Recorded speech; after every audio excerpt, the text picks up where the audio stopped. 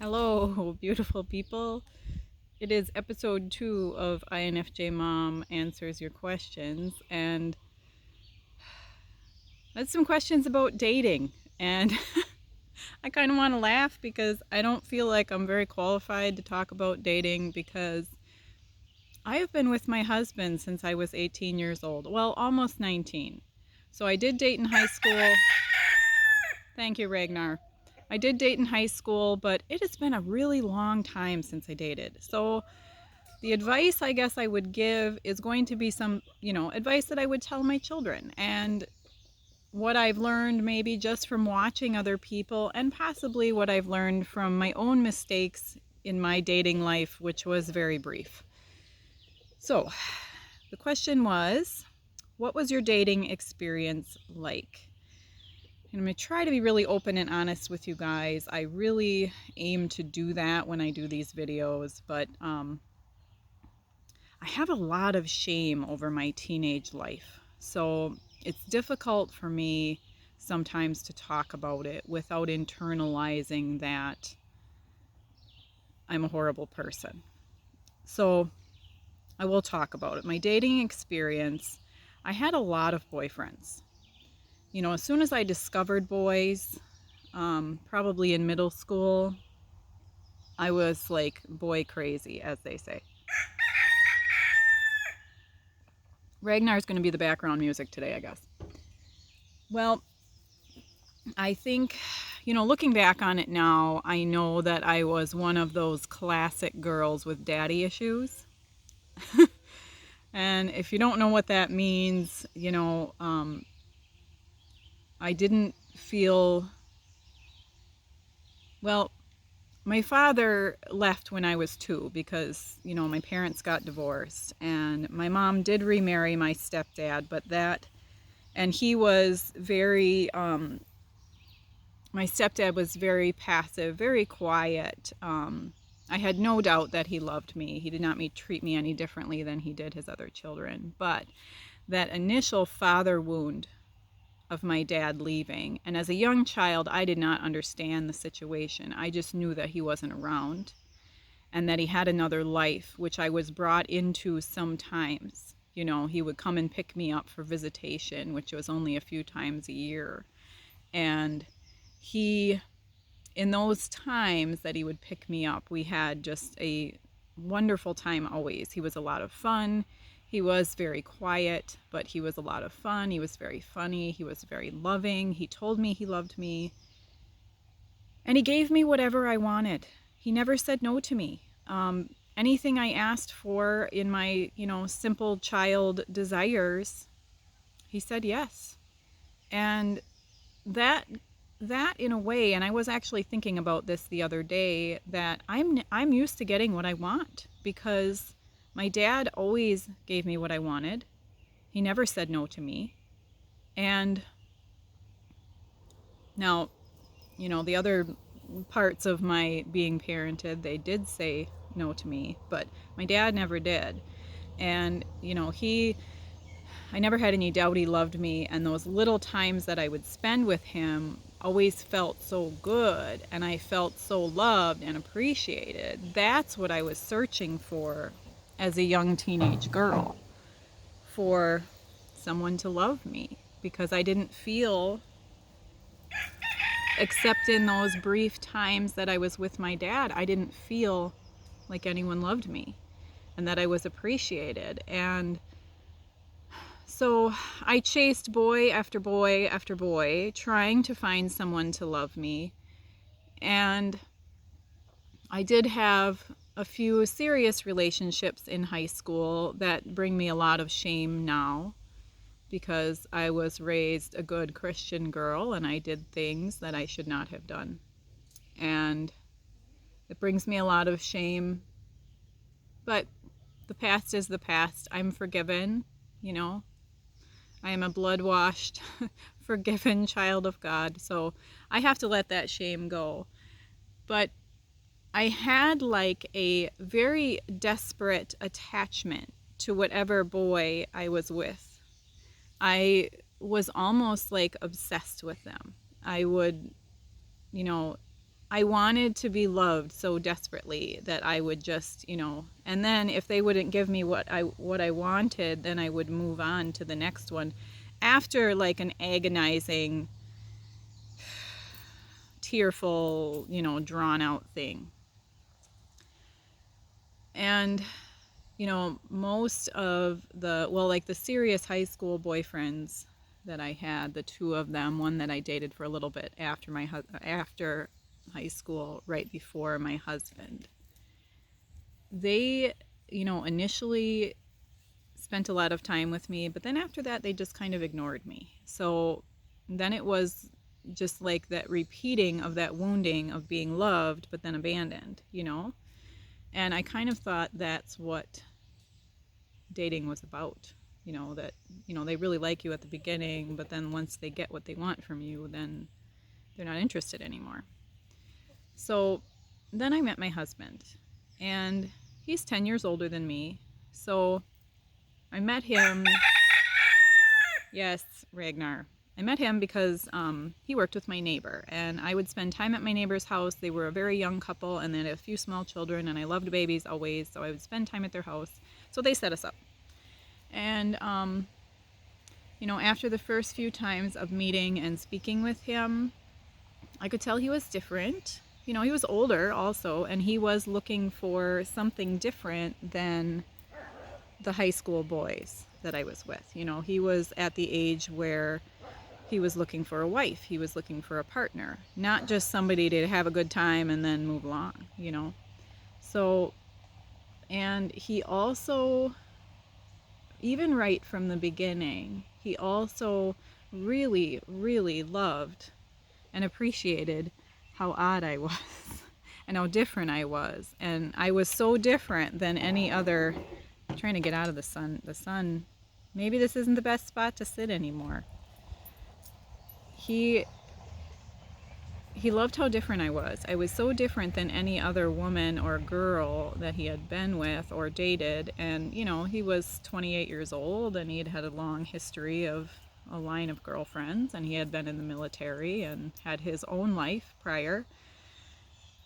And he was just absolutely thrilled with every part of me, and he wanted to spend time with me, and he wanted to talk to me, and he wanted to listen to everything I had to say. And looking back on it, I think, oh my goodness, would I have been in trouble if it had all been an act or something?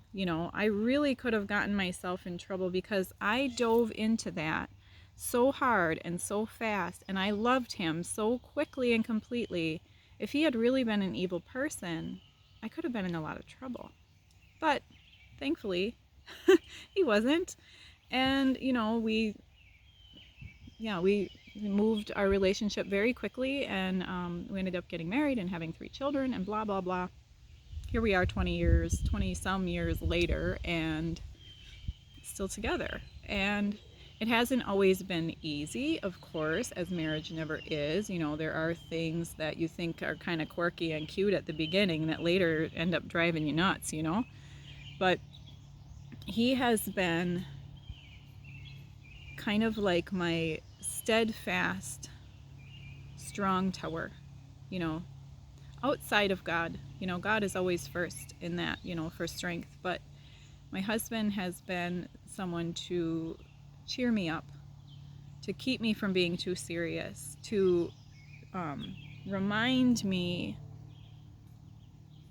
of my good qualities, because at times I want to just tear myself to shreds and only think of the qualities I think are shameful and difficult, And he's always loved my weirdness, and he's always loved my INFJ-ness, and now he has a name for it, so he'll just be like, oh yeah, you and your whatever, when I start rambling on about, intuition things and my, looping and all of that stuff. He always is like, oh yes, you INFJs, you're a different kind. But I knew he was the one for me pretty quickly. It was like, my gosh, I love this man. He's been everything that I have wanted and needed. I had a lot to learn from him about how to not be so afraid, how not to be so shut down and sad and kind of, like a shell of myself. So anyway, the dating advice that I would give people, and like I said, I don't feel qualified to do this because I haven't dated in a long time, a very long time. And I can't even say that my husband and I really dated too much. Like, the connection was so strong. It was like we'd been together forever after a week, But in order to go into dating, and to me, dating is about finding a partner, finding someone to share your life with, to share your dreams with. To me, it is not a pursuit of someone or something so you can just have a good time and toss them out. Forming a relationship, a love relationship with another person, for me, is looking for a partner. I don't understand, in this culture here, in America, I know not all of you are from America, but we have this hookup culture, they call it, where they're just like go from sexual partner to sexual partner over and over and over and over, all the time. And I just don't understand it. I don't understand it. I know it is like giving into the flesh and, maybe they're having fun or whatever, but to me, that would rip my heart out. I can't even imagine how that happens. And I don't mean to be offensive, and I'm very old-fashioned when it comes to that kind of thing. So, but you're looking for a partner. You're looking, you're spending time with a person so that you can see, is this what I want? Is that what I want? Is this what God wants for me? Is this person going to be able to be my partner? And I think a lot of, and I can even say this myself, a lot of us find a partner that's kind of a project, that needs fixing up, that needs love, because we can feel and see all of the things that they need, and we kind of turn that person into a project. But you don't want a project, you want a partner. Not that that two broken people can't come together and make something beautiful, because, I was broken, my husband was broken. We did come together and make something beautiful. But you have to be secure in yourself. You have to know who you are, and you have to know what you were created to be and what you want. Because sometimes you get into that dating and just that whirlwind of that rush of emotion and all of that, and the excitement of meeting a new person and all of that can kind of blind you a little bit to what they're really like. And it's important to really be in touch with your intuition and your extroverted feeling at the same time, so you can really see past the facade that we all put on when we're dating, the facade that people would put on to present themselves to you as a perfect person. And, you have to really pay attention to those red flags. And I said a long time ago, and, usually when I talk about relationships, I'm not talking about relationships that are like a married relationship, or looking for a partner, because I have my partner, so I'm not looking for one. And even if something happened to my current partner, I would not seek out another man because one man is enough. Anyway, here in Wisconsin, we have ice fishing. So, and I explained this in a video a long time ago, we have ice fishing. And so the ice gets so thick on the lake that they drill holes in it, and then they put these little contraptions down called tip-ups. And there's a rope at the bottom, or not a rope, but a fishing line and a hook and bait. And then there's this flag that when the fish bites it, it pops up. So I kind of feel like, when I am meeting a new person and getting into a relationship with them, or, conversing or whatever, in my mind, when certain things happen, those flags pop up, and some people, there's all kinds of flags popping up, and then we're like, okay, just run. But those are the things you need to watch for. You need to make sure that when you are engaging with this person that you're looking to be a partner with, that they are not popping up flags all over the ice, because we can see it, and we can be blinded by our emotions and our desire to feel loved and understood. And when that person is presenting this, that, oh my goodness, I love you so much, I understand everything that you're trying to say, we have to look deeper than that. We have to use the gifts that we were given to be a little bit more insightful into the partners that we would have. So I just rambled on a bunch there. I'm not real sure if it made any sense, but let's hope that I told somebody something. And then the other part that I wanted to talk about, and this may be unpopular opinion in our current culture, but with the, in the United States, I'm going to pause this and see if I can get out of the sun. Oh, maybe I'll just sit like this. I might have to move my spot, guys, and I love this spot because there's so many pretty flowers. So with our current culture where, I feel like people think sex is meaningless, and we're all adults here, so we can talk about this, right? I'm gonna try not to be disrespectful, but we're all adults here, so we can talk about this. Sex is meaningless in our culture.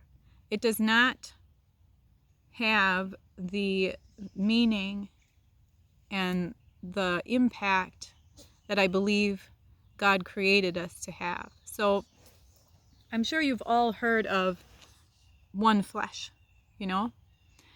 So when you engage in physical activity with another person, it is a spiritual, soul-tying event.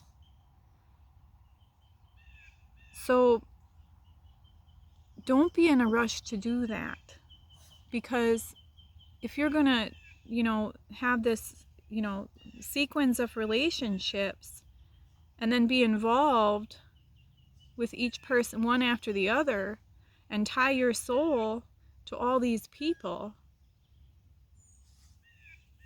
it's going to follow you around and shame you. And it's going to affect your relationships in the future. And we were meant to be one flesh with our partner, with our husband, with our wife, with our, we were meant to have that part of our relationship. And that's why all those happy hormones get released when that sort of thing happens, to further bind us to our partner, because that's the way God intended it.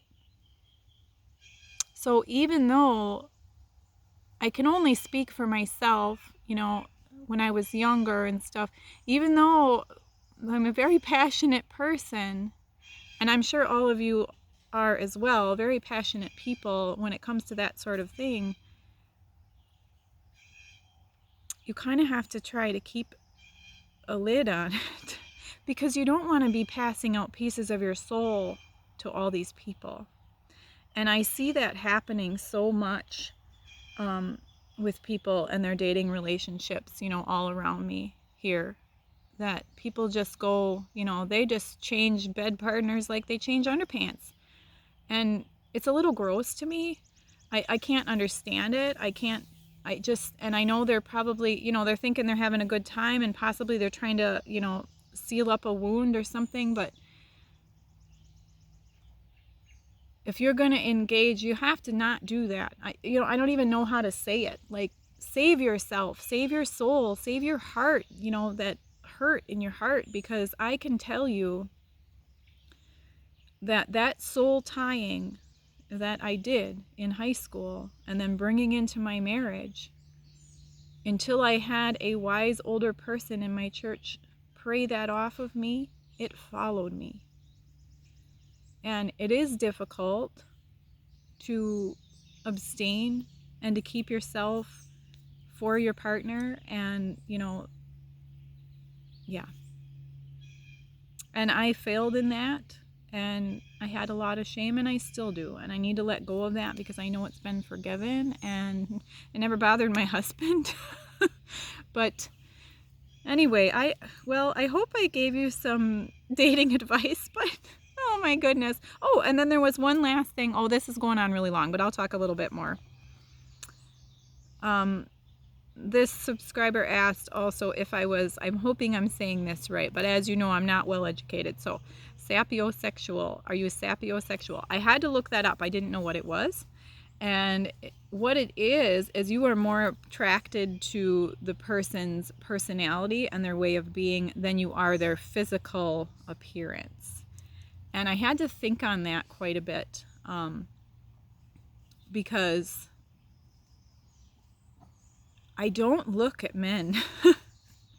I never really have. I always felt some shame in that, like to look at men and feel like physical attraction to their bodies.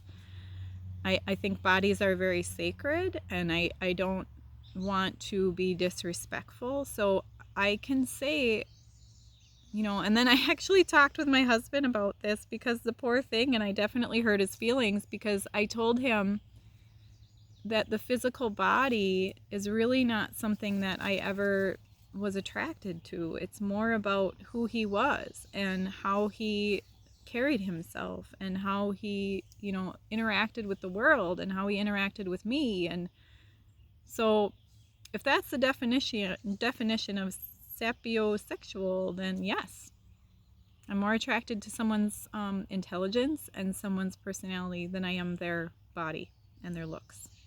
Not that I think my husband is unattractive. I did find him to be attractive when, I did find him to be attractive, and he's very nice looking, but that's not like that was never like the main thing that would draw me in to a person. It was more about who they were. So hopefully there's some advice in there. I don't know. I feel like I was just a real preachy. But I got lots of questions for you guys that you guys have asked me to, keep going here. And hopefully I can keep myself together and make decent videos lately.